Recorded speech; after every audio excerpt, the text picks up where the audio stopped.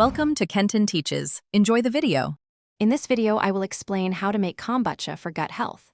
First, gather your essential ingredients: tea, sugar, water, and a healthy SCOBY.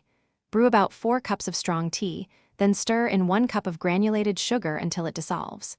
It's crucial to let this sweet tea cool completely to room temperature. Once cooled, gently combine it with your SCOBY and 1 cup of mature starter liquid in a clean, gallon-sized glass jar. After your first fermentation, which typically takes 7 to 10 days, carefully remove the SCOBY and reserve about 2 cups of the liquid for your next batch. Now, it's time for the exciting second fermentation. Pour your plain kombucha into clean, airtight bottles, leaving about 1 inch of headspace. This is where you can get creative by adding your favorite fruits, fruit juices, or fresh herbs to infuse delicious flavors into your brew.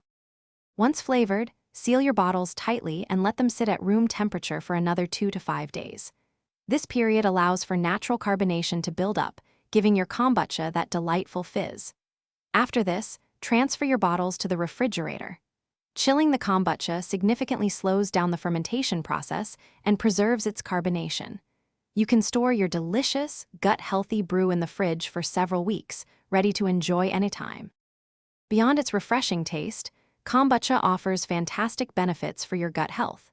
It's rich in beneficial probiotics, live microorganisms that help maintain a balanced gut microbiome. These probiotics play a crucial role in aiding digestion and enhancing nutrient absorption.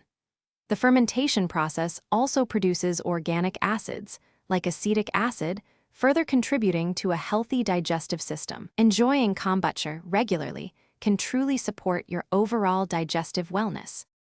Thanks for watching. Please subscribe if this video was helpful.